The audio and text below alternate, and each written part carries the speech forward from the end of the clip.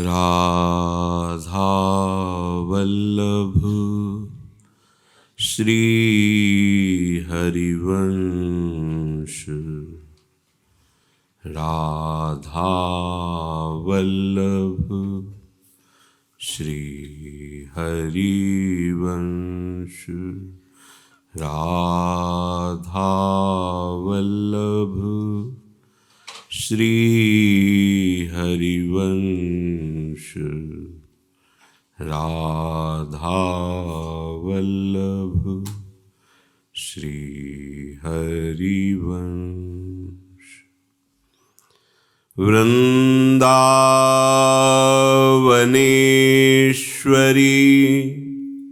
तवैव पदारविन्दम्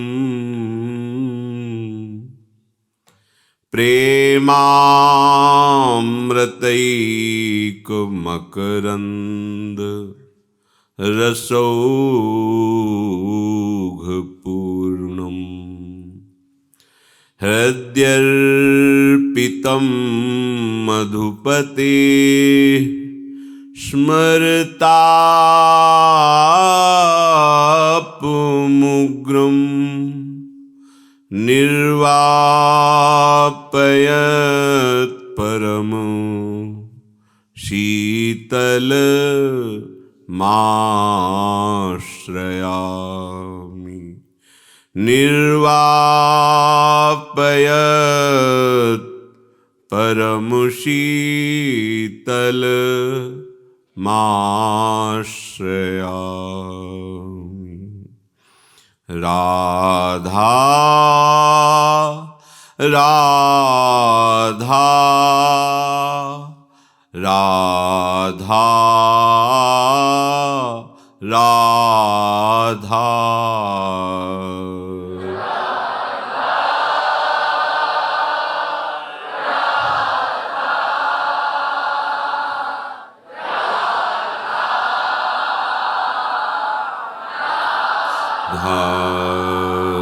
राधा राधा राधा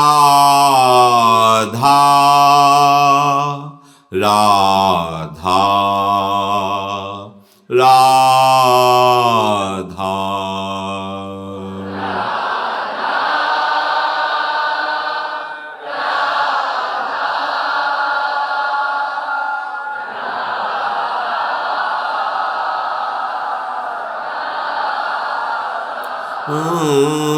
राधा राधा राधा राधा राधा राधा राधा राधा।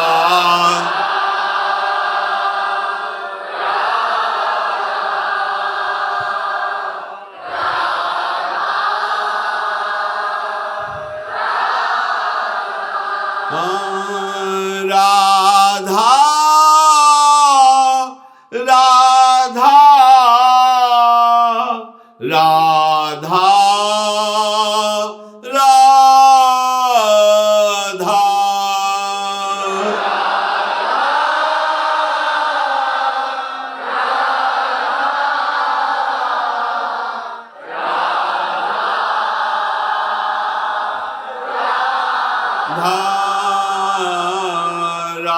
राधा राधा राधा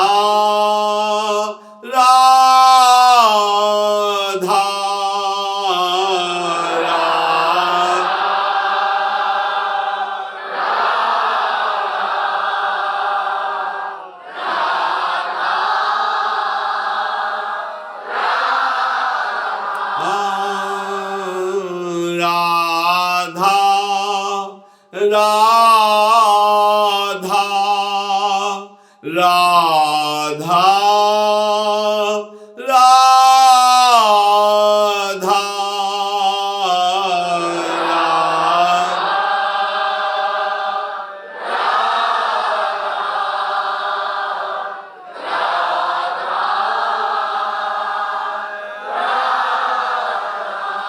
राधा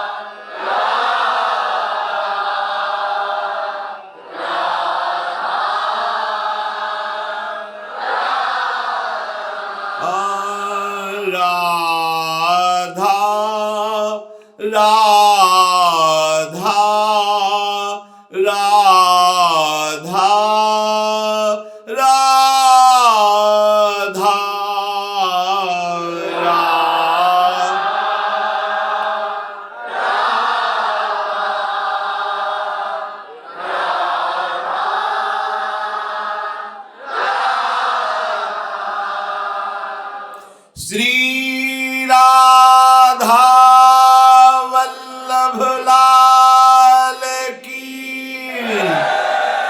जय।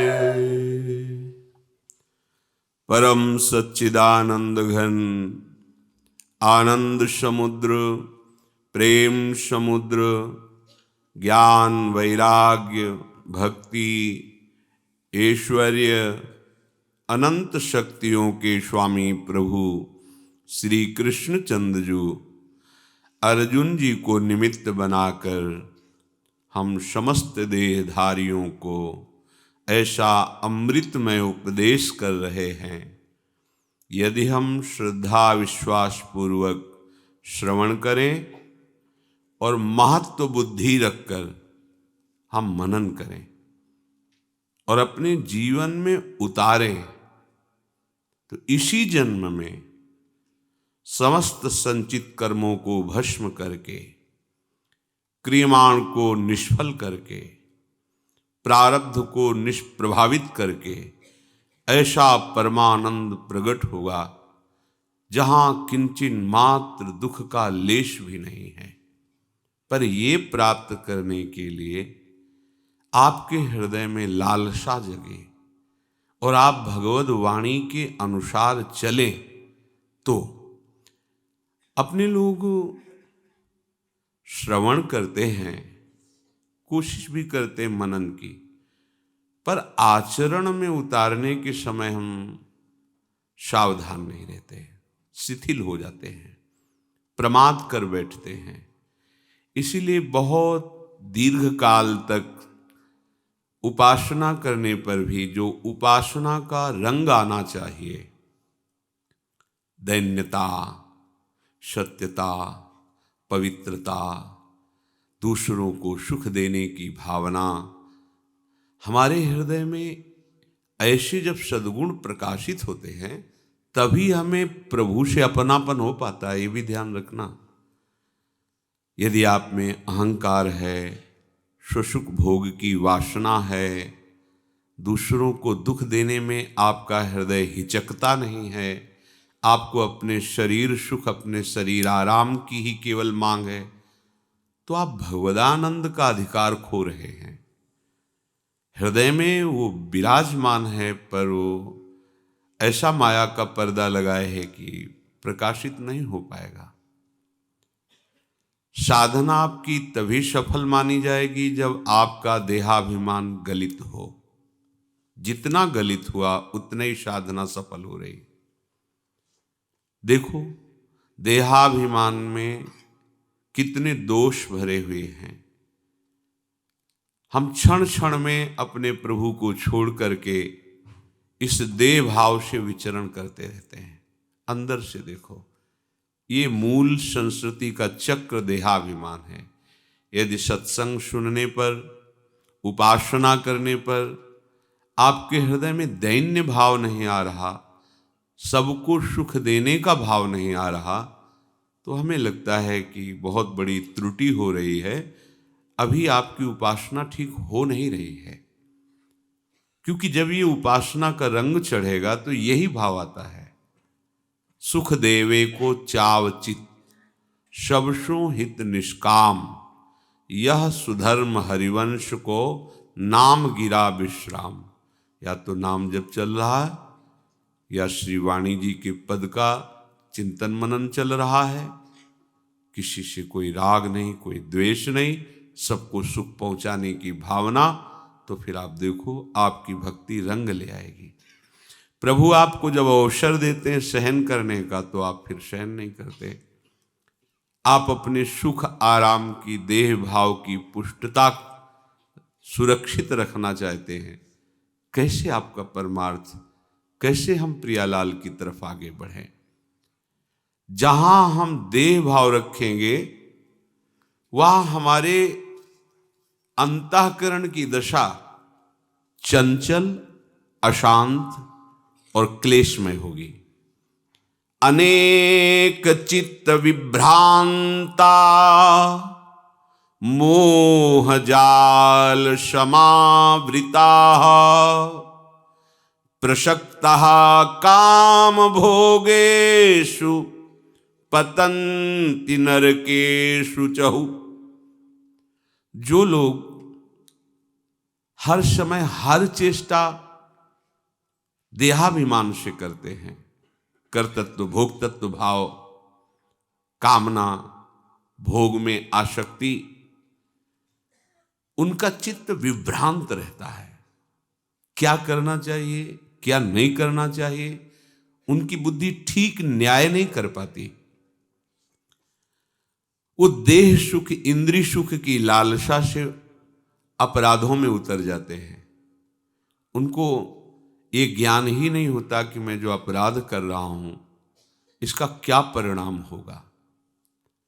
मोह जाल समावृता, क्योंकि उनकी ज्ञान को, उनकी बुद्धि को मोह ने आवृत कर रखा है। उनसे जो चेष्टा होगी वो मोहमयी होगी। अपने शरीर संबंधियों का सुख, अपने शरीर का सुख, इंद्रियों का सुख, इसके लिए कुछ भी करना पड़े, वो फिर अधर्म पूर्वक चलने में बाध्य होते हैं। अधर्म पूर्वक चलने में बाध्य होते हैं। ये बिल्कुल सच्ची बात समझिए। देहाभिमान बहुत बड़ा दुख का हेतु है। उन्हें अंत में भयानक दुखों का सामना करते हुए अपवित्र नरकों की प्राप्ति होती है। प्रसक्तः काम भोगेषु पतन्ति नरके अशुचौ, अपवित्र नरकों की प्राप्ति होती है। ये चित्त जब तक प्रभु के चिंतन में नहीं लगेगा तब तक उपासना का रंग नहीं आया। और आप सच्ची मानिए, जब तक आपको अभिमान है तब तक चित्त निरंतर प्रभु में नहीं लग सकता। चेष्टा अधर्म की होती रहेगी, अपराध बनता रहेगा। और ये विवेक से इसका समन करो, अभिमान का।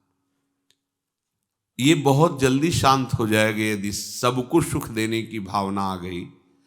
अपने में लघु भाव, अमानी भाव, दूसरों को मान देना, सुख देना, प्रायः सत्संग में सुनते हैं पर आचरण में नहीं। आचरण में इसके विपरीत देखने को मिलता है। देहाभिमान गलित होना, भगवत राज्य में प्रवेश पाना है। हम सब इसी मार्ग के पथिक हैं और हमारा जितना प्रियालाल के कृपा से ज्ञान उदय हुआ है उसका हम प्रयोग करें। सबसे बड़ी बात है, समझ लो, दूसरों को दुख देने के समान कोई अपराध नहीं है। दूसरों को आदर सुख देने के समान कोई पुण्य नहीं है। आप अपने को भजनानंदी समझो, अपने को वृंदावनवासी समझो और दूसरे की अवहेलना करो, दूसरे को दुख पहुंचाओ, तो मुझे नहीं लगता कि प्रियालाल प्रसन्न होंगे, प्रियालाल आप पर राजी रहेंगे। नहीं, ये हमारे स्वामी का महल है। यहां आया हुआ हर व्यक्ति हमारे स्वामी की कृपा दृष्टि से आया है। हमें उसका ऐसे आदर करना है जैसे स्वामी के भवन में आए हुए अतिथि का सम्मान किया जाता है। अगर कोई बाहर से सत्संग सुनने आया है और हम खड़े हो जाते हैं, आप बैठ जाइए, हम सीढ़ियों पे बैठ जाएंगे, उसको लगेगा कि ये लोग देखो सत्संगी हैं, कितने मृदुभाषी हैं, कितने निराभिमानी हैं, सब ही मानप्रद, आप अमानी। इसलिए उपासक भगवद वाणी को आचरण में उतारे, कभी कभी ऐसा अवसर मिलता है, हमारे सामने प्रतिकूलता होती है और हमें उसको जीतने का अवसर मिलता है। हम उसे इस रूप में नहीं ले पाते कि हमें जीतना है।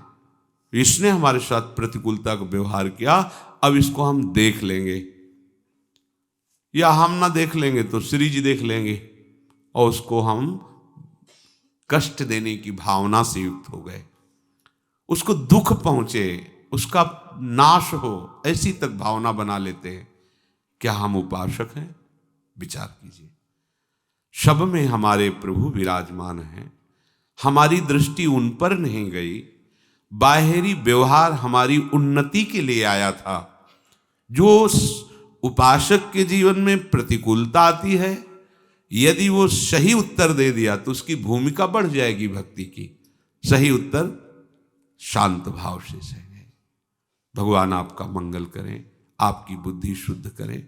ऐसी सद्भावना, और चुपचाप सह गए तो आपकी भक्ति की भूमिका ऊपर उठेगी। आई हुई प्रतिकूलता को आपने प्रतिकूलता से उत्तर दे दिया तो आप आगे नहीं बढ़ पाएंगे भक्ति में। जब कोई भी प्रेम मार्ग में, ज्ञान मार्ग में, योग मार्ग में, किसी भी मार्ग में आगे बढ़ने का उत्साह रखता है तो माया भगवती उसके सामने साधन की प्रतिकूल रचना रचती हैं। अब उपासक को उसे जीतना होगा, क्योंकि भगवान का आदेश है, मात्रा स्पर्शास्तु कौन्तेय शीतोष्ण सुख दुखदा आगमा पाइनो अनित्यास तास्तितिक्षस्व भारत। ये शीत उष्ण का तात्पर्य अनुकूलता और प्रतिकूलता से है। केवल शीत उष्ण लेते हैं तो ये त्वगेंद्री का विषय होता है, किसी एक इंद्री के विषय की बात यहां नहीं है। हमारे हृदय में जो अनुकूलता में अनुकूल परिस्थिति, प्रतिकूलता में प्रतिकूल परिस्थिति आ जाती है, ये सांसारिक हृदय है। उपासक का हृदय ऐसा नहीं होता।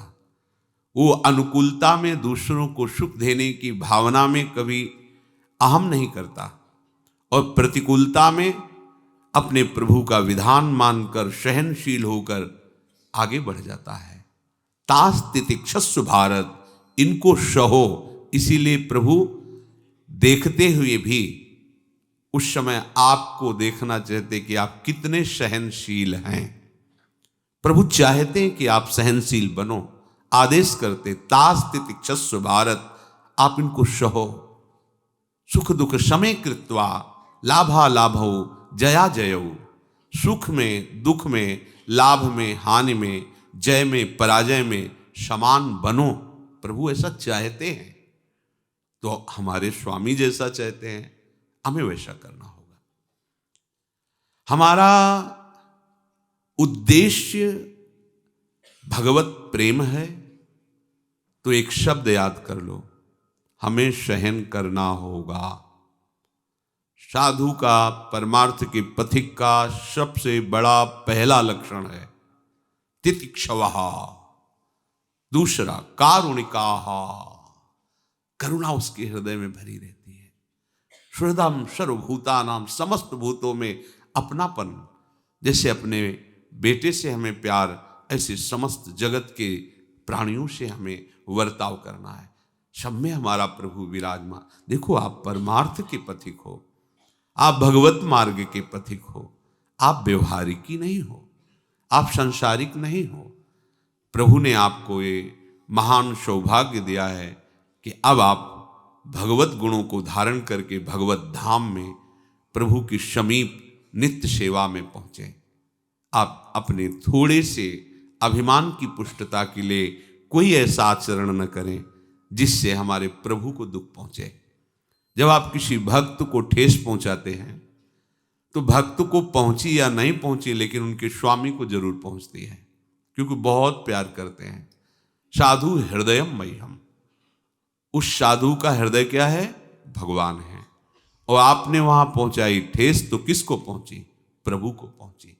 तो अपने मालिक को दुख पहुंचाने वाला क्या सेवक कहा जाता है क्या?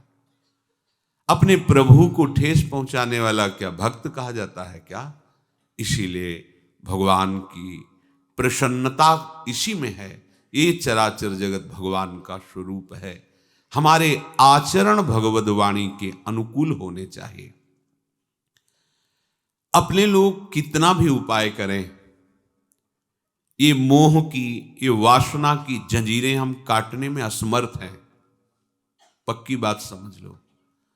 अगर कोई आज तक काट पाया है तो प्रभु के श्री चरणों के आश्रय से, भगवद आश्रय से। तावद रागादयस्ते नास तावत् कारागृहं गृहं तावन्मोहोऽङ्घ्रिनिगडो यावत् कृष्ण न ते जनाः। हे कृष्ण, हे प्रभु, जब तक कोई तुम्हारा नहीं हो जाता तब तक ये राग द्वेष चोर उसके सारे सुकृतों को चुराते रहते, वो जान नहीं पाता। बहुत समझने की बात है। हम भजन करते हैं, हमारे अंदर भजन का प्रभाव क्यों नहीं प्रकट होता? क्योंकि ये चोर चुरा लेते हैं। राग में अनुकूलता, द्वेष में प्रतिकूलता, राग में स्तुति, द्वेष में निंदा, राग में सम्मान, द्वेष में अपमान, राग में हर्ष, द्वेष में शोक। मूल सबका ये राग द्वेष ही है। इसी राग द्वेष को त्याग कर तब तत्वबोध या भगवत प्रेम हम प्राप्त कर सकते हैं। पर हम राग द्वेष को बहुत सुरक्षित रख रहे हैं। ऐसा हमारे द्वारा जो परमार्थ की विरोधी वृत्ति का पोषण हो रहा है, इसे हमें ही त्यागना पड़ेगा। प्रभु ऐसा चाहते हैं, प्रभु ऐसा चाहते हैं। नहीं तो सामने अर्जुन जी हैं, अब क्या जरूरत है उनको उपदेश देने की? सारे उपदेशों का लक्ष्य तो आप ही हैं। पर प्रभु कह रहे हैं कि मैं ऐसा देखना चाहता हूं कि तुम सहनशील बनो। मैं ऐसा देखना चाहता हूं कि तुम केवल मेरे चिंतन में रत होकर के ही सारी क्रियाएं करो। मैं देखना चाहता हूं कि तुम्हारा मन केवल मेरे में ही लगे। तो हम प्रभु के हैं, उनके बल से हम ऐसी चेष्टा करेंगे प्रभु के प्रतिकूल कोई आचरण ना होने पावे। तो जब तक हे कृष्ण कोई आपका नहीं हो जाता, तब तक ये राग द्वेष चोरों की भांति उसके सुकृत को, उसके तप को ये चुराते रहते हैं। ये मोह की जंजीर तब तक उसको जकड़े रहती है जब तक हे कृष्ण वो आपका नहीं हो जाता है। उसको घर का मोह, परिवार का कैद खाने की तरह जकड़ लेता है। चाहे जितना कष्ट हो पर निकल के नहीं भाग सकते वो तब तक जब तक आपकी कृपा कोर नहीं हुई। तो मूल बात, भगवद आश्रित होकर भगवत भजन करते हुए हमें राग द्वेष मोह अभिमान इन्हीं को तो मिटाना है। साधना किस बात की हुई? इन्हीं को मिटाने के लिए हो रहा है। अगर आप भगवद आदेश का पालन नहीं करेंगे तो आप रह कहाँ रहे? दुखालय में। परिणाम क्या होगा? दुख। तो फिर हमें जो मनुष्य जन्म मिला सुख प्राप्ति के लिए, वो हम नहीं प्राप्त कर पाए।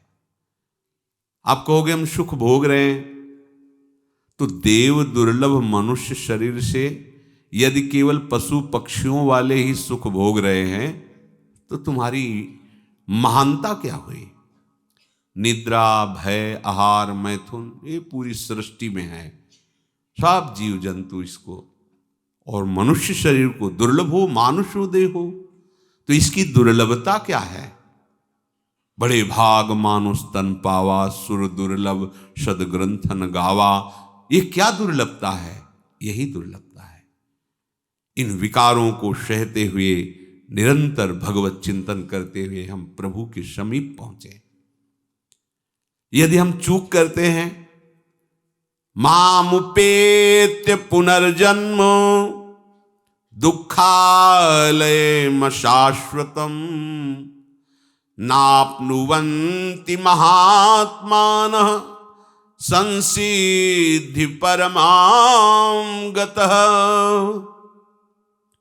ये दुःखालय है। अगर इसमें आप आनंद की खोज कर रहे हैं, कहीं नहीं मिलेगा। जैसे पुस्तकालय, औषधालय, ये अलग अलग इसीलिए है कि उसमें वही वस्तु मिलती है। इसका नाम दुःखालय है। भगवान कह रहे हैं दुःखालयम अशाश्वतम। यहां जो कुछ भी तुम देख रहे हो सब परिवर्तनशील है, प्रतिपल परिवर्तित हो रहा है। ये दुखमय है, इससे निकलने का अवसर तुम्हें दिया गया है। इसमें रमण करने का नहीं, इसमें सुख खोजने का नहीं। सीधे बोर्ड लगाया है भगवान ने, दुःखालयम, तो खरीदना है दुख।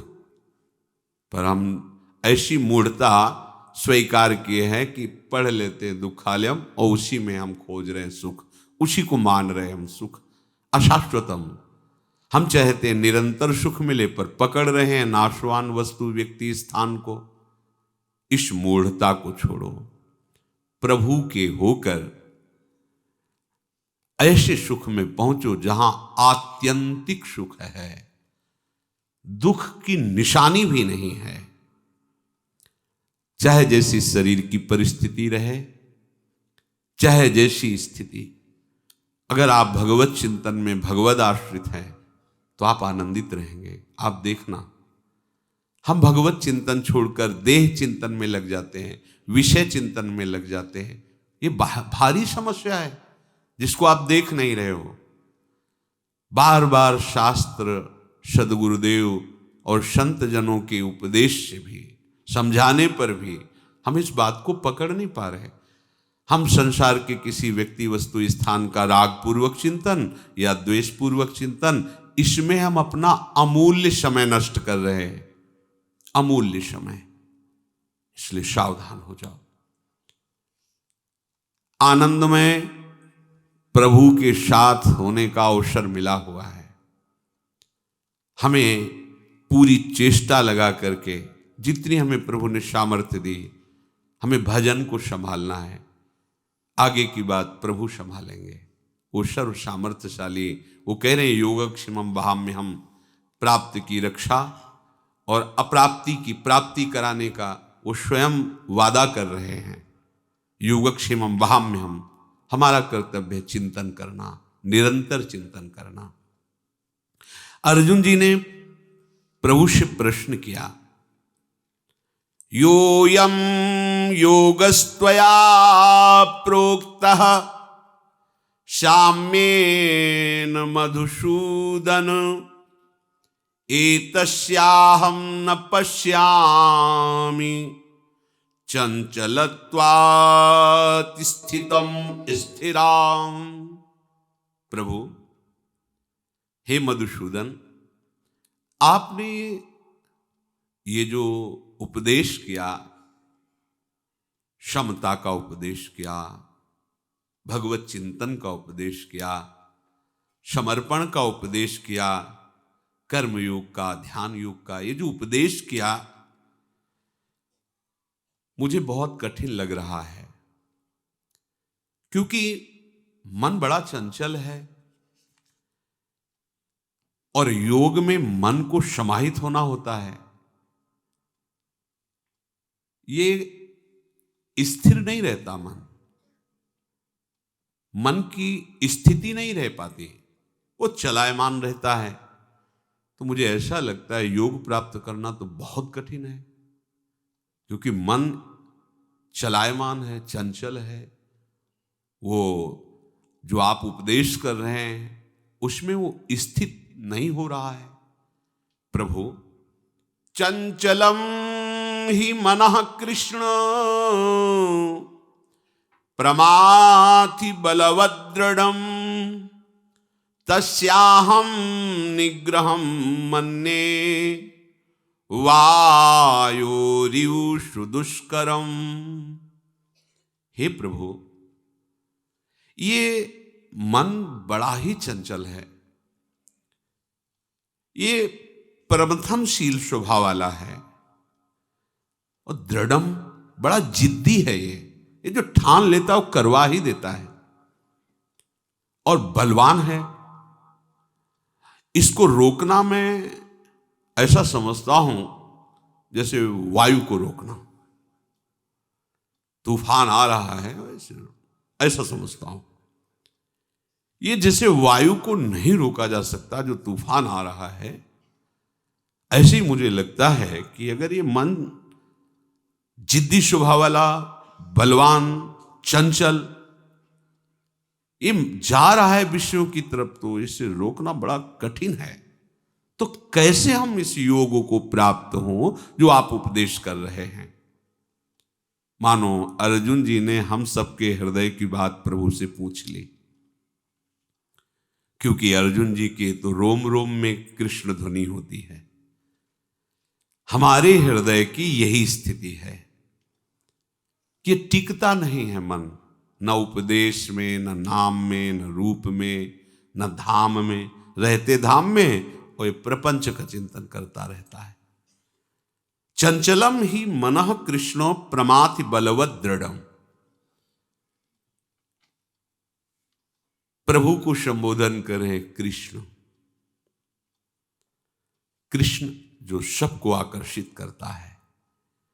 मानो ऐसा आंतरिक भाव है कि हे कृष्ण, आप तो आकर्षण करने वाले हैं ना, तो मेरे मन का आकर्षण कर लो, मैं इसे आप में लगा पाऊं, ऐसा समर्थ देखता हूं। बहुत सुंदर बात। मैं मन को खींचकर संसार से आप में लगा पाऊं, ऐसा जैसे वायु को रोकना कठिन ऐसा लग रहा है, क्योंकि बड़ा चंचल है, बड़ा जिद्दी है और बड़ा ही बलवान है। योग वाशिष्ठ में भी लिखा है, हिमालय को उठाना सहज है, मन को रोक पाना उससे भी कठिन है। ऐसा है। देखो ना, पूरा जीवन व्यतीत हो रहा है सब उपासकों का, इसी में तो केवल व्यतीत हो रहा है। मन को प्रभु में लगाने की ही तो रोज ये लड़ाई हो रही है। मन लग गया फिर क्या, फिर तो आनंद ही आनंद है।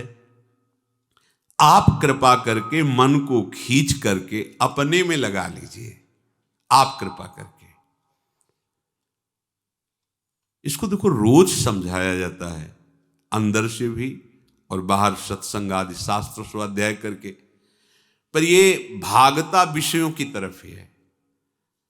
हम कहते हैं कि अब हम नहीं चाहते हैं, पर ये विषयों की तरफ भाग रहा है, क्या करें हम? देखो, ऐसी मूढ़ता या मन की, परिहरि राम भगति सुर सरिता, आस करत ओश कन की, ऐसी मूढ़ता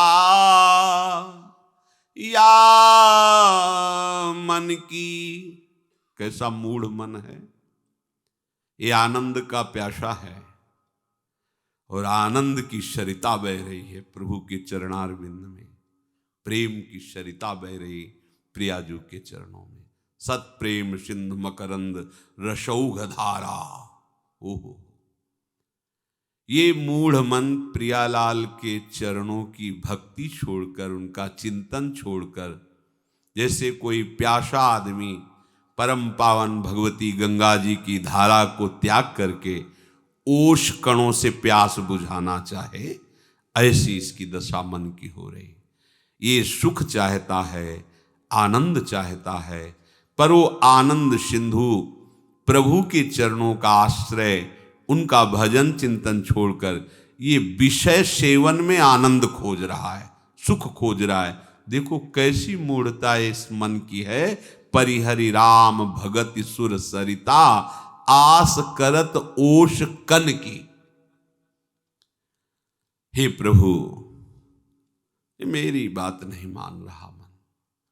धूम समूह निरखी चातक ज्यों, त्रसित जानी मति घन की, नहीं तहां शीतलता न बारी, पुनिहानि होत लोचन की। ऐसी मूढ़ता या मन की। जैसे प्यासा पपीहा धुएं के समूह को मेघ समझ ले, मेघ बरसने आ गया, ऐसा समझ ले, परंतु ना उसे एक बूंद जल मिलता है, ना शीतलता मिलती है, और धुएं से उसकी आंख और धुंधली हो जाती है। ठीक ऐसे ही मेरे मन की बात है। मुझे लगता है कि ये विषय आनंद घटा है, आनंद बरसाने वाले हैं। यद्यपि वो धुआं है, बादल नहीं, मेघ नहीं है। एक बूंद पानी नहीं मिलेगा, एक क्षण भर भी शीतलता नहीं मिलेगी। बस ऐसे ही मेरा मन इस विषय में आनंद, इस विषय कहीं आनंद नहीं मिलता। श्रम, समय बर्बादी और तृष्णा, भोगे हुए भोगों को पुनः भोगने की इच्छा, फूट गई आंख। अर्थात अज्ञान बढ़ता चला गया। जो थोड़ा सा ज्ञान भी था, बुद्धि काम करती थी, वो भी मंद हो गई। अब वो भी अंदर से उपदेश देना बंद कर दिया कि ये मानता ही नहीं। अंदर बैठा हुआ प्रभु उपदेश कर रहा है, बुद्धि इतनी मंद हो गई, स्वीकार करना ही बंद कर दिया। अब बुरा कर्म करने पर हृदय में जलन भी नहीं होती, कारण इतना मलिन अंतःकरण हो गया।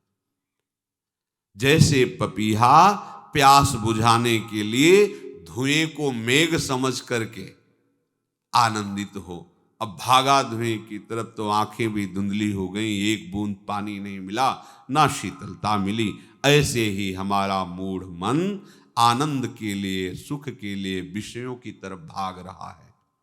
हे हरि, ज्यों गच कांच बिलो की सेन जड़, छाहा आपने तन की, टूटत अति आतुर आहार बस, क्षति विसारी आनन की।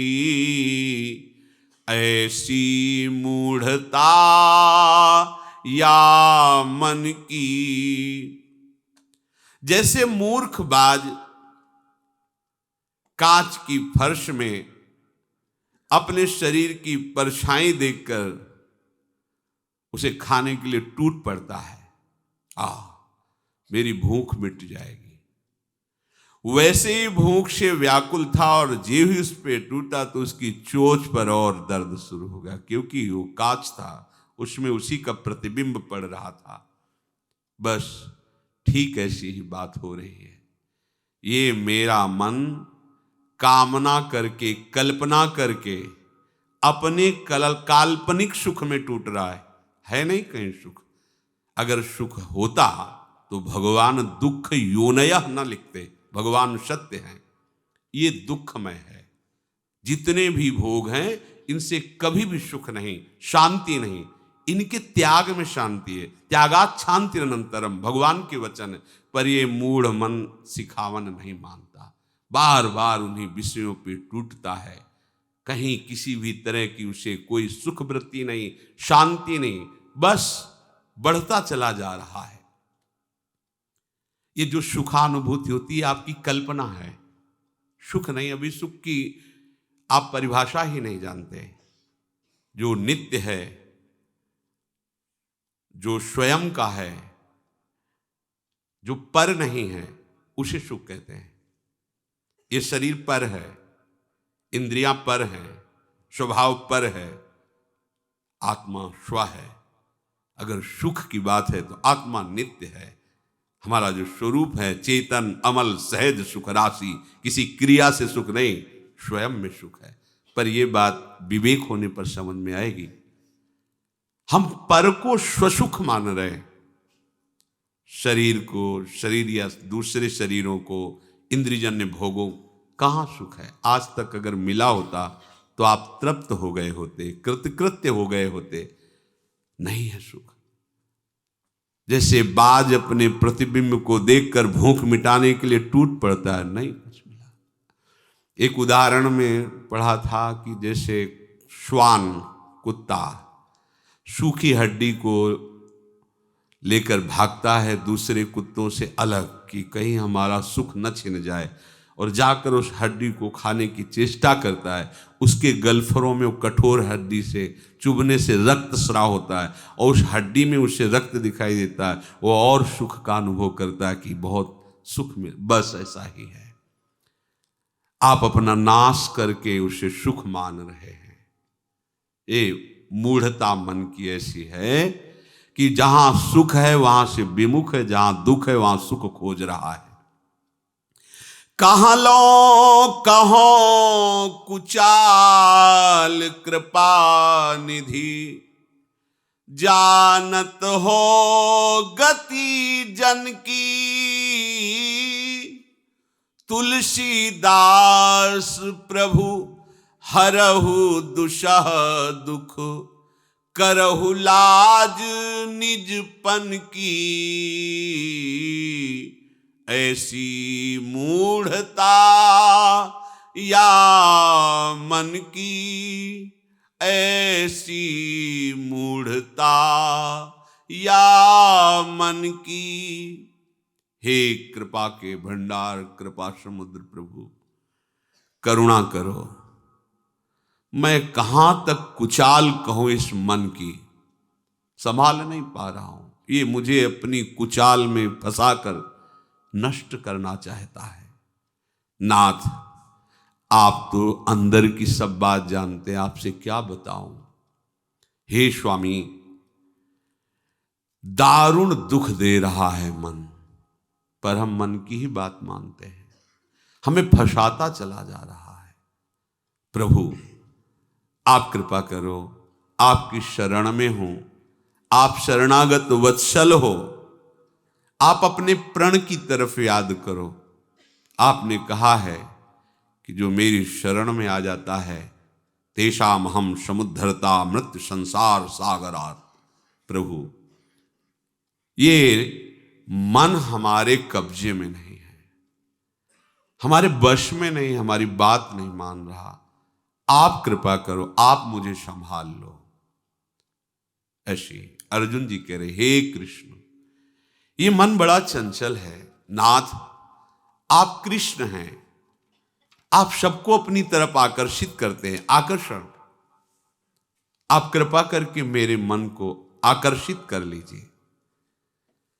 ये कभी विश्राम नहीं मानता।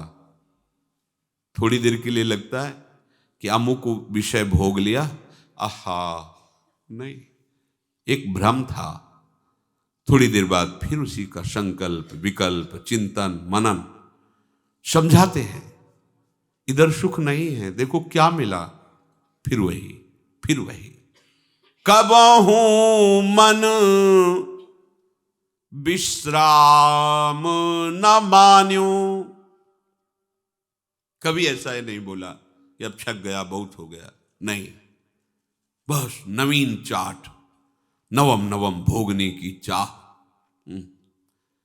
कैसे संभलेगा, बड़ी समस्या है। ये कभी विश्राम मानता ही नहीं, कभी थकता ही नहीं है। जब देखो तब बस चंचल होकर 5 ज्ञानेंद्रियों के साथ इसी जगत में विचरता रहता है। ये भोगना, ये सुनना, ये देखना, ये चखना, ये निशिदिन भ्रमत विसारी सहज सुख। जहां तहां इंद्रिन तान्यो, कबहू मन विश्राम न मान्यो। रात दिन ज्ञानेंद्रियों के साथ बस विषयों में भ्रमित होता रहता है, कभी विश्राम नहीं मानता। यद्यपि विषय संग सहयो दुषा दुख, विषम जाल अरुझान्यो। तदपि न तजत मूढ़ ममता बस, जानत हूं नहीं जान्यो। ये विषयों के संग से यद्यपि इसे बड़ा कष्ट अनुभव होता है, अपमान सहता है, निंदा सहता है, पाप का दंड भोगता है, इसी को भोगना पड़ता है, मन ही तो भोगता है। पर ये ऐसे कठिन मोह जाल में, अज्ञान में, माया के जाल में ऐसा फंस गया है कि ये मूर्ख छोड़ ही नहीं पा रहा है। बड़ी दुर्दशा है। विषयों का ये चेरा हो गया है, गुलाम हो गया है। प्रभु इसे चाहे जितना समझाओ, ये समझकर भी बेसमझ ही रहता है। सच्ची बात है, सच्ची बात। मुख्य भगवद आश्रित होकर उनकी कृपा कोश ही इस पर शासन किया जा सकता है। नहीं, पहली बात तो शासन करने की वृत्ति ही नहीं आ पाती। वो इतना मन में तदात्म रहता है कि जैसा मन कहता है वो समझता है मेरी मांग है, और वो उसी में लगा रहता है।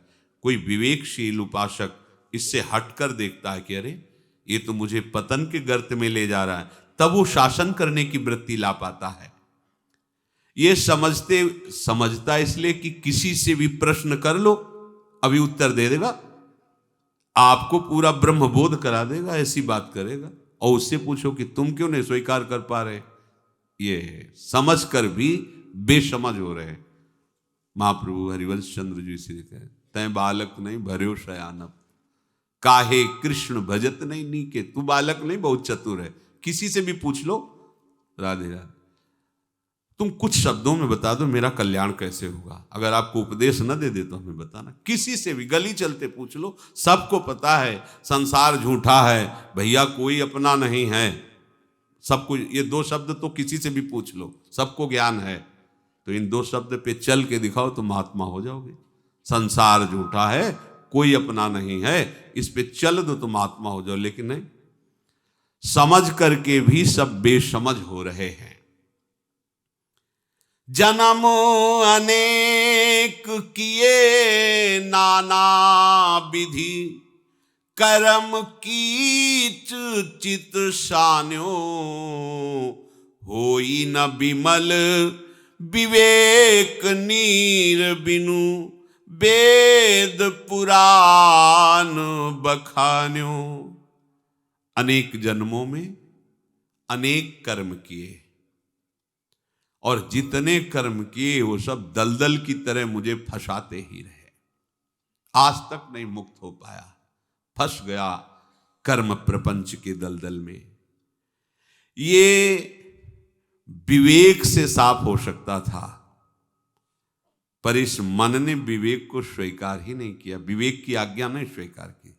विवेक आज्ञा कर, ऐसा मत देखो, ऐसा मत करो, ये ठीक नहीं है, आगे बढ़ जाते हैं। विवेक रूपी जल से ये लगा हुआ प्रपंच कीचड़ बिल्कुल जड़ से साफ हो जाता है। विवेक सत्संग में प्रकट होता है।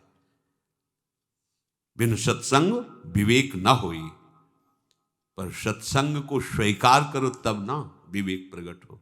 मनन करने पर विवेक प्रकाशित हो जाता है। जो श्रवण किया उसका मनन किया तो विवेक जागृत हुआ, और विवेक धारणा बनाता है। असत का त्याग कराकर सत में स्थिति प्रदान करना ये विवेक का कार्य है। विवेक रूपी जल के बिना ये माया प्रपंच रूपी कीचड़ जो मन ने सान लिया है, ये छूटेगा नहीं, साफ नहीं हो सकता। ऐसा वेद पुराण संत जन कहते हैं। निज हित नाथ पिता गुरु हरि सो, हरसी हृदय नहीं आन्यो, तुलसीदास कब तृषा जाए सर, खन तही जन्म सिरान्यो, कब हूँ मन विश्राम न मान्यो। हमारी बात तो तब बन सकती है जब जो हमारे प्रभु हैं, स्वामी हैं, पिता की तरह वात्सल्य बरसाने वाले हैं, और परम गुरु रूप हैं, उन श्री हरि को अपना हृदय समर्पित करने पर, मेरे नाथ, मेरे प्रीतम, मेरे प्रभु, पर ये मन स्वीकार नहीं करता, ये मन नहीं स्वीकार करता। देखो हम कहते हैं हरि हमारे प्रियतम, प्रीतम माने इनसे बढ़कर कुछ प्यारा नहीं, झूठा हो जाता है। छोटा छोटा विषय हमें प्यारा लग जाता है, हरि को भूल जाते हैं, हरि को छोड़ देते हैं। तो कहाँ इसने माना? अगर प्रीतम माना तो फिर तुम्हें कोई परास्त कैसे, आकर्षित कैसे कर सकता है? जो सबसे प्यारा हमें लग गया तो फिर और कुछ प्यारा ही नहीं लगेगा, क्योंकि सबसे प्यारा, इससे बढ़कर कोई प्यारा नहीं, उसे प्रीतम कहते हैं। इसने कभी प्रभु को प्रीतम नहीं माना, हरि को प्रीतम नहीं माना, आनंदित इस बात में नहीं हुआ कि मेरे स्वामी प्रियालाल हैं। ये दिन रात विषयों के बटोरने में जीवन बर्बाद कर दिया। इसकी ऐसी दशा है कि कुआं खोदते खोदते मर गया, पानी नहीं मिला एक बूंद, प्यासा मर गया। ऐसे ही हम मरते आ रहे हैं, अनेकों जन्म व्यतीत हो गए विषय में सुख ढूंढते हुए। अब तो गुरु कृपा हो गई है, श्री जी की कृपा हो गई है, खोदना बंद करो और ये धारा बह रही है, इसमें तृप्त हो जाओ।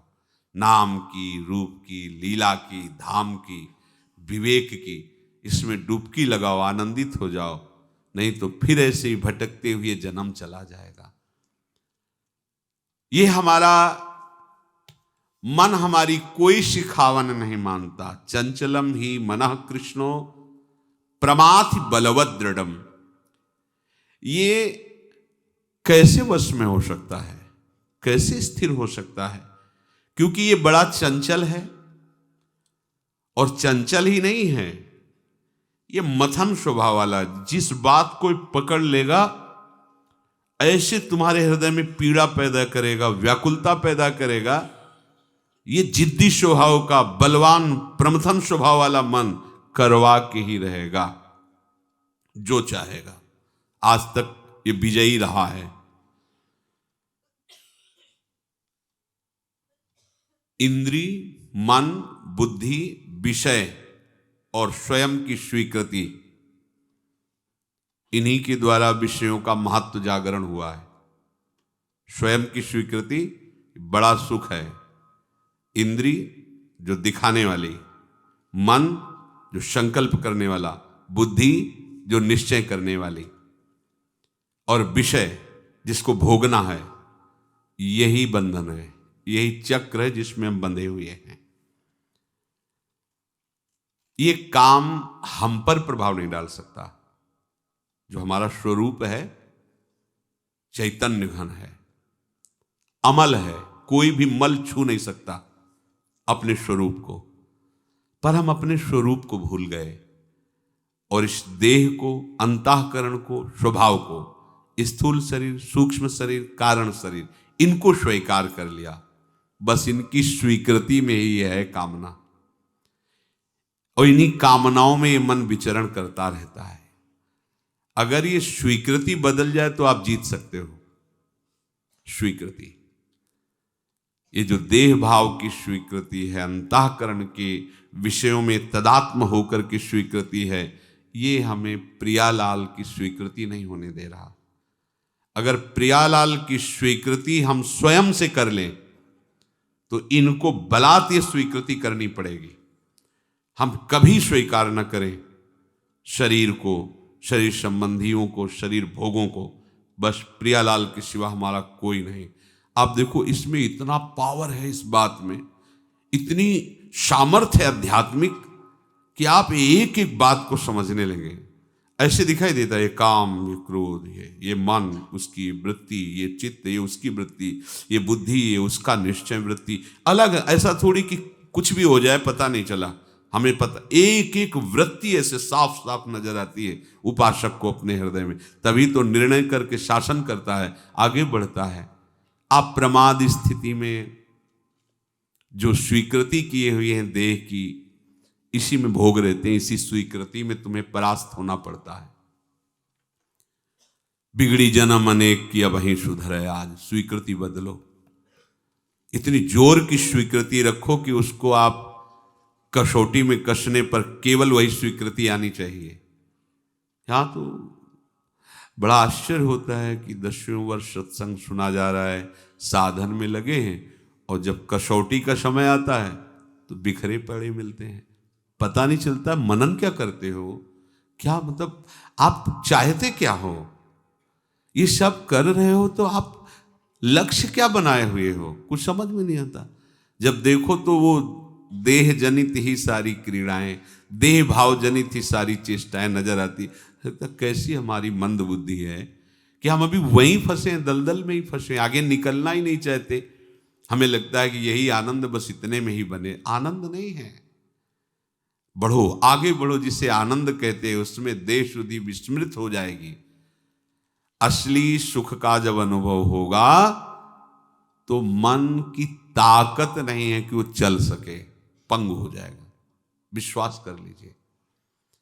अच्छा, हमें ज्यादा घबराने की जरूरत नहीं है। इसलिए कह रहा हूं कि सारा भार हमारे प्रीतम ने ले लिया है, विश्वास करना हमारी बात पर। हमें ज्यादा ये ऐंचा तानी नहीं करनी है, हमें ज्यादा परेशान नहीं होना है। ये जो बात है कि मन बड़ा चंचल है, बड़ा दृढ़ है बहुत, तो हम जीव है ना, हमारे मन की बात हो रही ना। हम आपको जिनकी शरण में हम प्रभु के मन की बात कहते हैं। अब ही पंगु भई मन की गति, बिनु उद्यम अन्यास, तब की कहा कहो जब पी प्रति, चाहत भ्रकुटि विलास। पूज्य श्री भाई जी महाराज एक पद में कहते हैं, हरत मन माधव कंचन गोरी, हरत मन माधव कंचन गोरी, राधा अनियारे रत्नारे लोचन सो, जब कछु भौं मरोरी, हरत मन माधव कंचन गोरी।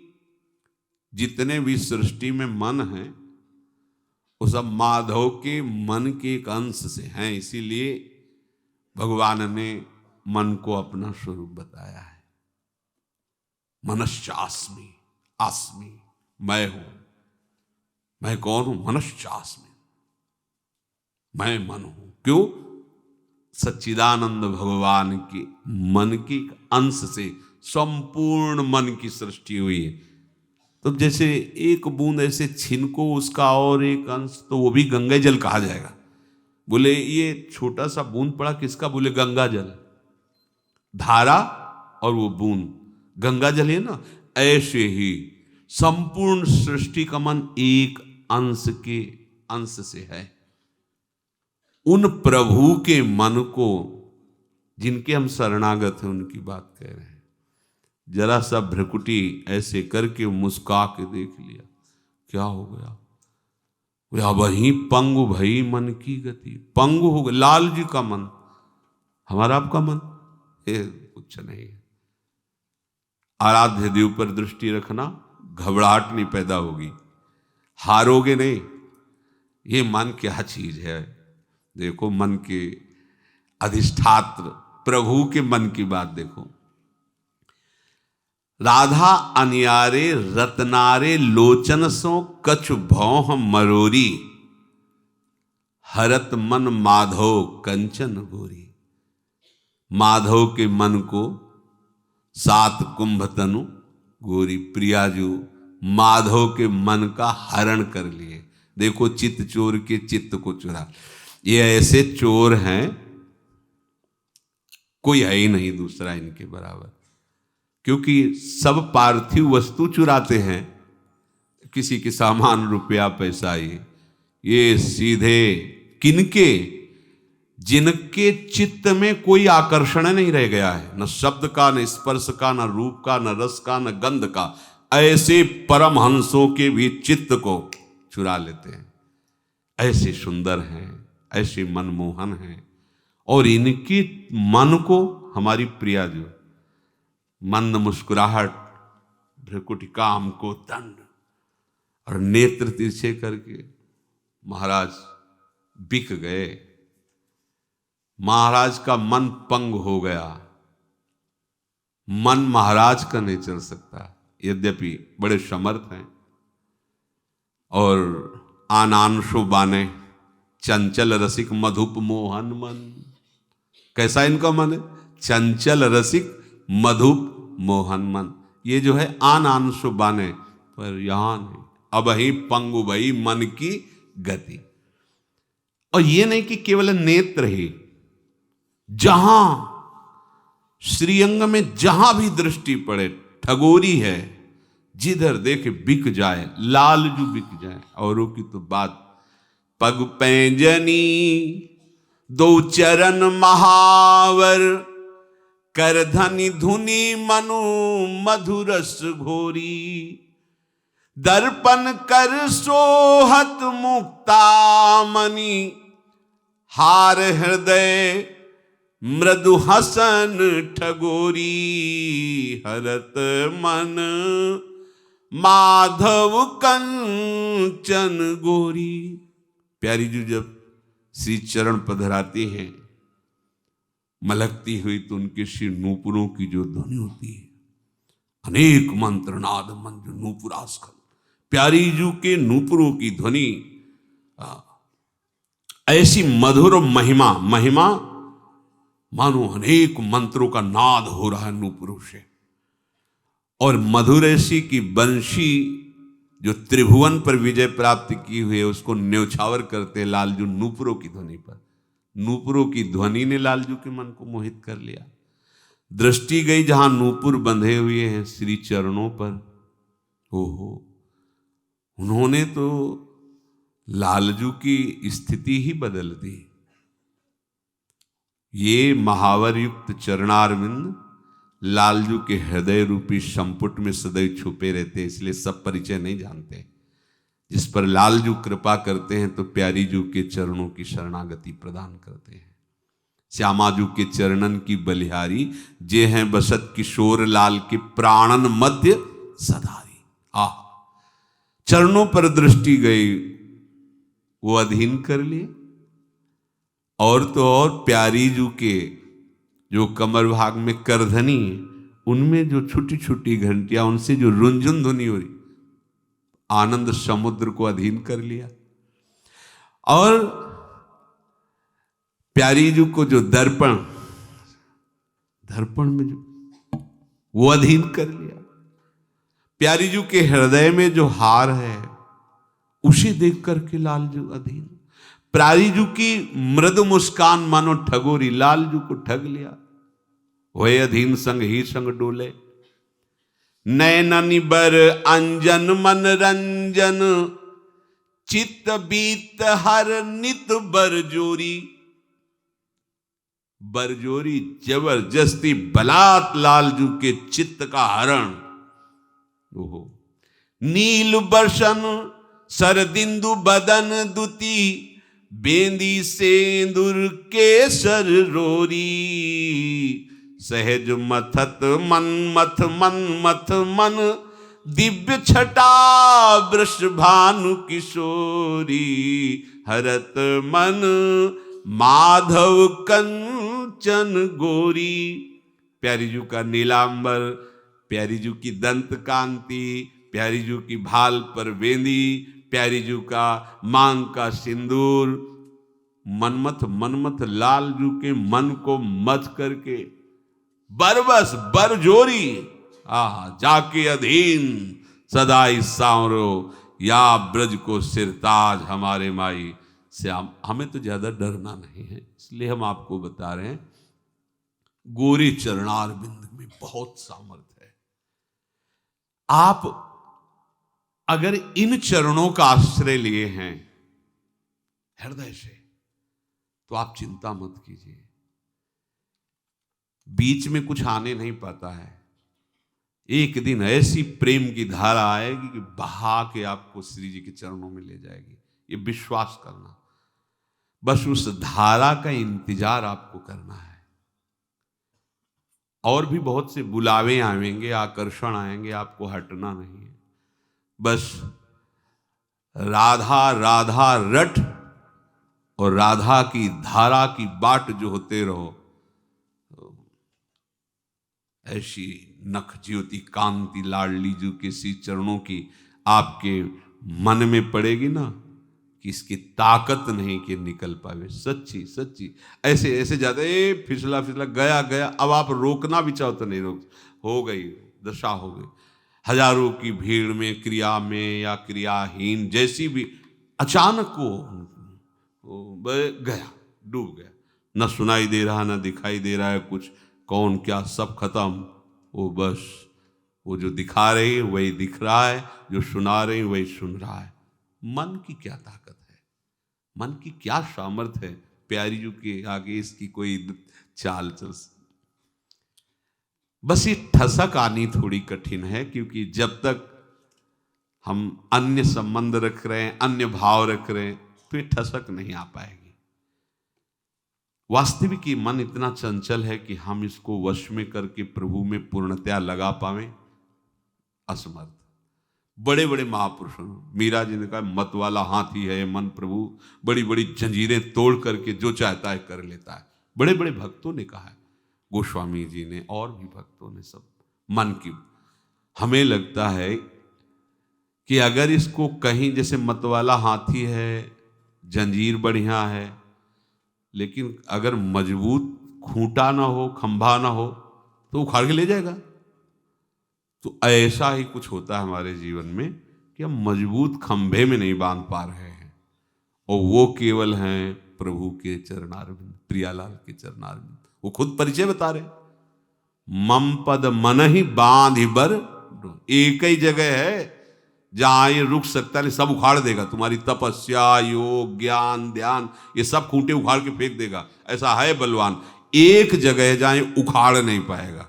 अगर आपने ऐसा किया कि सबकी ममता ताग बटोरी और मम पद मन ही बांध बर डोरी, बोले हमें बटोरना नहीं आता, वो मिलवा देंगे आपको।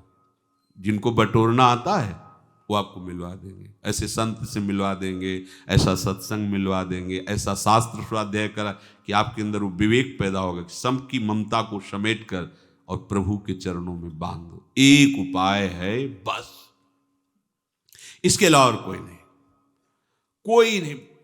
इतिहास शास्त्र साक्षी आप पढ़ के देख लो, बड़े बड़े योगी। अब आप देखो ना, यमुना में जल को स्तंभित करके, हड्डी हड्डी शरीर में, ऊपर से त्वचा है, उसके ऊपर काई है, जो जल की काई होती ना, और महाराज के मन ने मछली को क्रीड़ा करते हुए मैथुन देखा और ऐसा कुछ हो गया। और ठाकुर हरिदास जी जवान हैं, वही उदाहरण देखो, चौड़े पे बैठे हुए, स्वस्थ हैं, प्रभु के चरणों का आश्रय है। इनको किसका आश्रय? तपस्या का। और उनको किनका आश्रय? प्रभु के चरणों का। और क्या कर रहे हैं? नाम कीर्तन। क्या हुआ? मछली नहीं आई थी उनके सामने क्रीड़ा करने, स्वयं सुंदरी नवयुवती आई थी। क्या हुआ? 3 दिन तक वो प्रयासरत रही, आखिरकार वो भी कृष्ण कृष्ण में डूब गई, नाम में, और तनिक भी प्रभाव हरिदास जी पर नहीं पड़ा। क्या खास बात क्या है? हरि आश्रय और हरि नाम। देख लो, हरि आश्रय हरि नाम का प्रभाव देख लो, और ये देखो तपस्या का प्रभाव। यमुना जल को स्तंभित करके विघ्न ना पड़े इसलिए, लेकिन वहां विघ्न पड़ गया। अगर हमें अपने मन को शांत करना है, मन को स्थिर करना है, तो एक उपाय है, प्रभु के चरणों का दृढ़ता पूर्वक आश्रय और नाम जप न छूटे।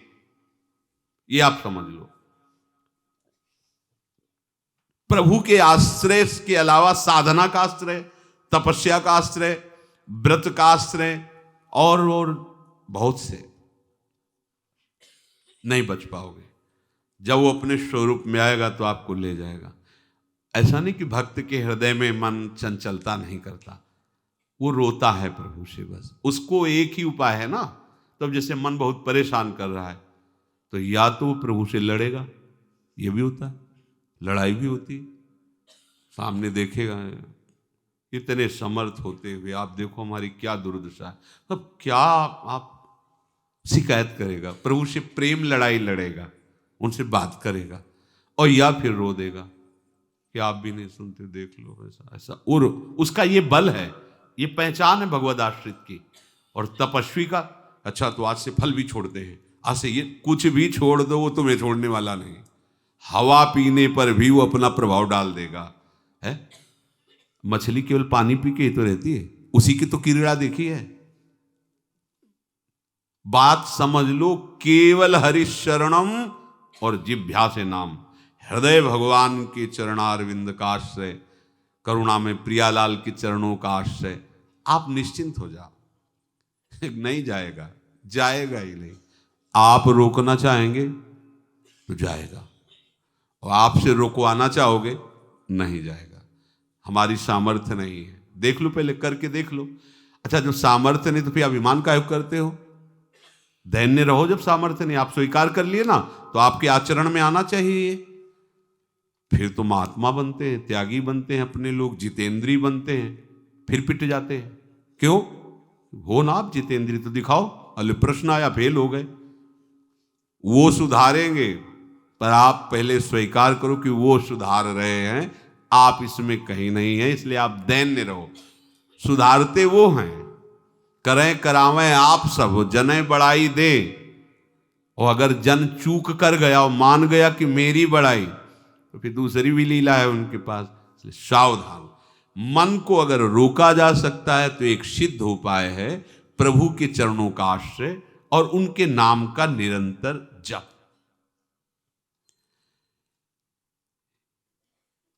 ये मन पदार्थों के प्रति इंद्रियों के साथ खिंचता रहता है, ललचाता रहता है। ये बहुत विचित्र है। ये कहेगा ये दे दो बस हम शांत हो जाएंगे। जैसे भूत नहीं होता कि हमको ये दे दो बस हम चले जाएंगे, और जहां आपने उसको वो दिया तो दूसरी मांग खड़ा कर देगी, ये दे दो। फिर आज तक हम इस भूत को प्रसन्न करने में लगे, लेकिन ये नहीं, ये हमें फंसाता ही चला जा रहा है। बहुत बहुत विचित्र। गंभीरता से विचार करके देखो, ये कैसे फिसलाता रहता है, कैसे गिराता रहता है। गिरने पर पता चलता है कि गिर रहे हैं। ये जब गिराता होता है तो पता थोड़ी चलता। बड़ा अच्छा लगता है, मानो हमें झूला झुला रहा है ऐसे। और फिर जैसे कोई टांग हाथ पकड़ के ऐसे लग कर रहा, तो अपने को लग रहा है हमको दुलार कर रहा, दुलार नहीं कर रहा, जुमा के फेंकले जा रहा है। ऐसे ही हमारे यहाँ साथ होता है। ये मन जो है हमको ऐसे लगता है कि बड़ा दुला, मतलब हमारा बड़ा हित ऐसी है, कितनी बढ़िया सलाह दे रहा है, बड़ा आनंद आ जाएगा।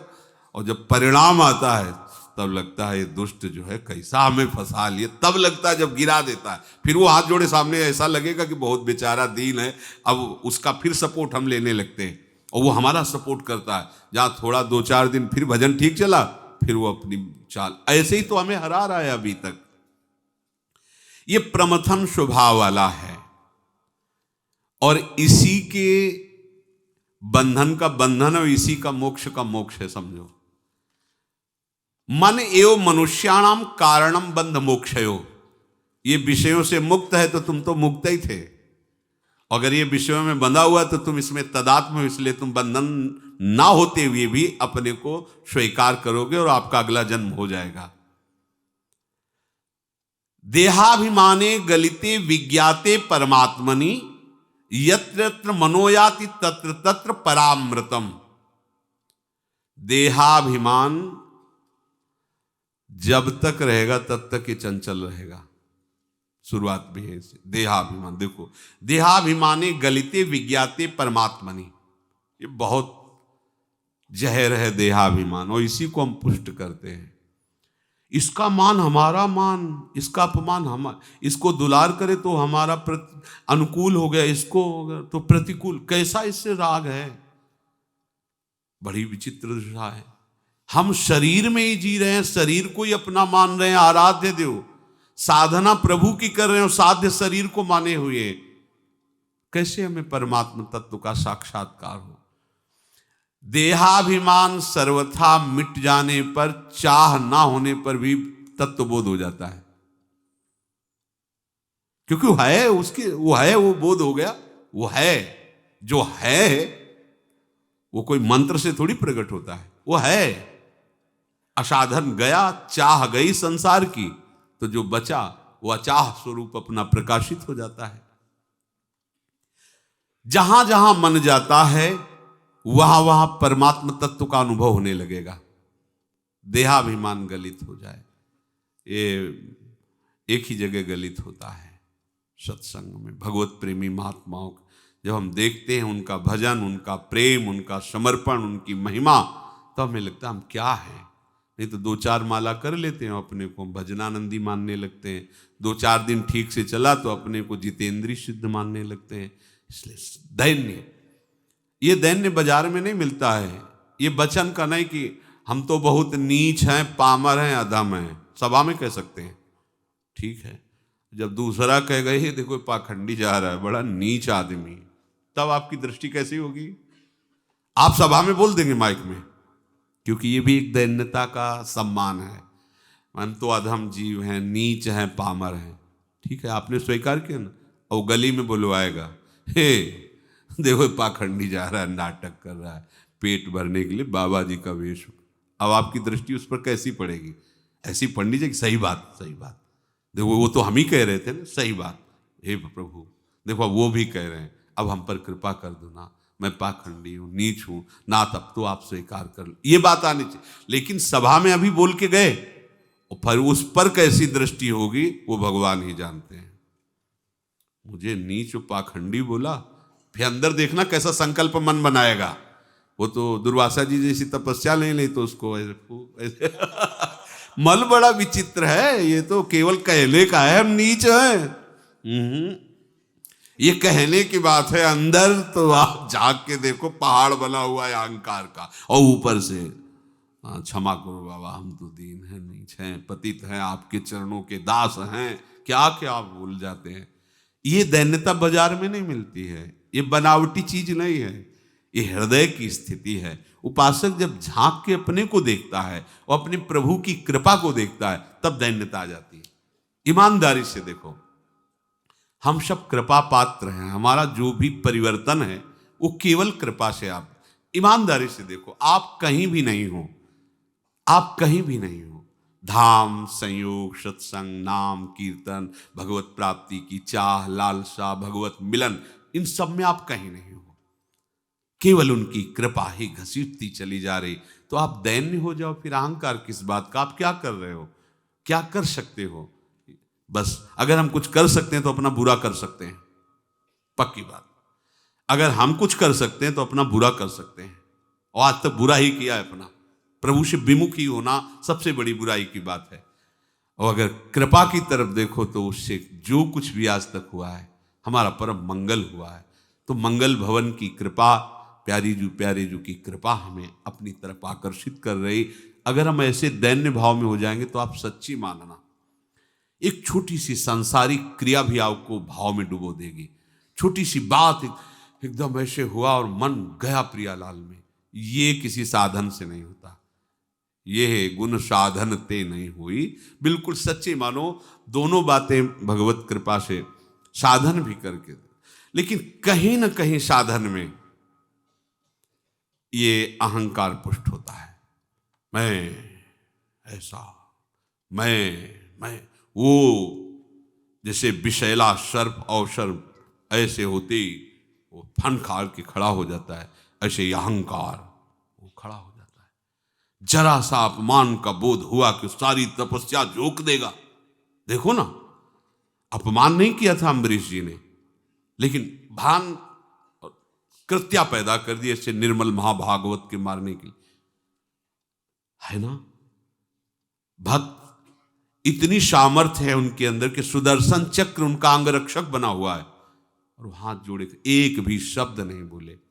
यह है दैन्यता, यह है भगवद आश्रय, और वो है तप का आश्रय। केवल भगवद आश्रय आपको बचा सकता है।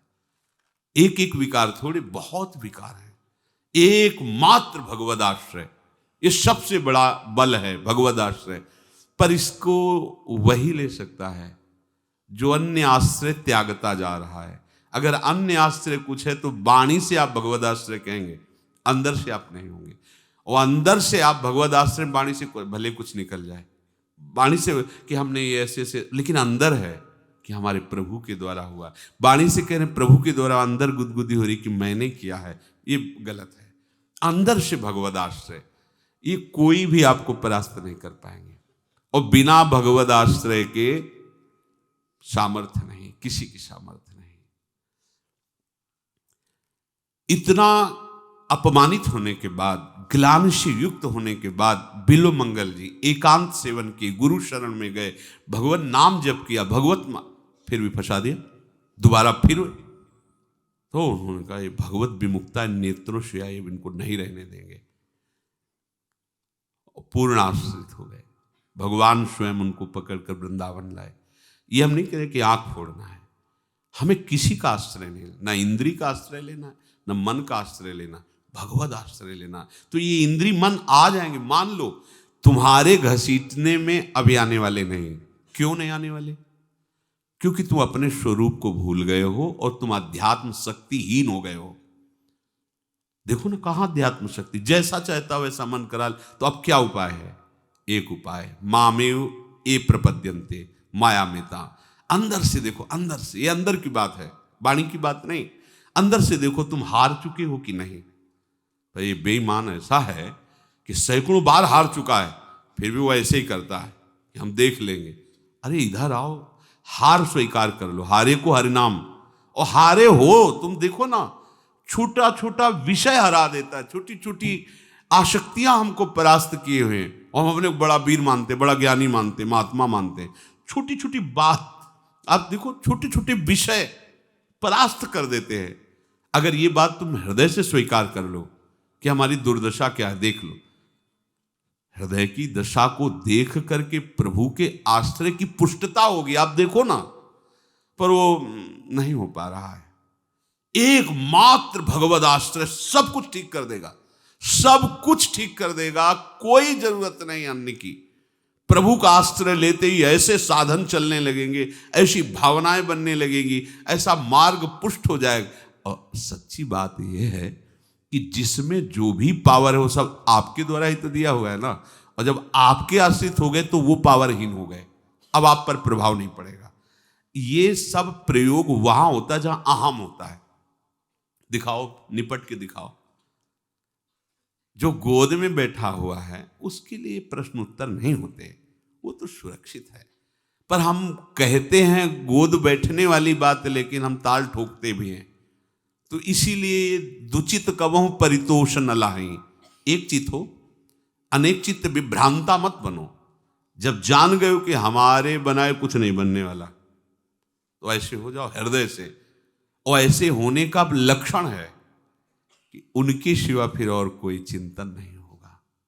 सच्ची मानो, इसका परिणाम यही है, भगवद आश्रय का परिणाम यही है कि चित्त जो है उनके चिंतन में मगन हो जाता है। तो भगवान भी अर्जुन जी को उत्तर देते हैं कि असंशयम महाबाहो मनो दुर्निग्रहम चलम अभ्यासेन तु कौन्तेय वैराग्येण च गृह्यते। इसकी चर्चा कर लो। श्री राधा वल्लभ लाल।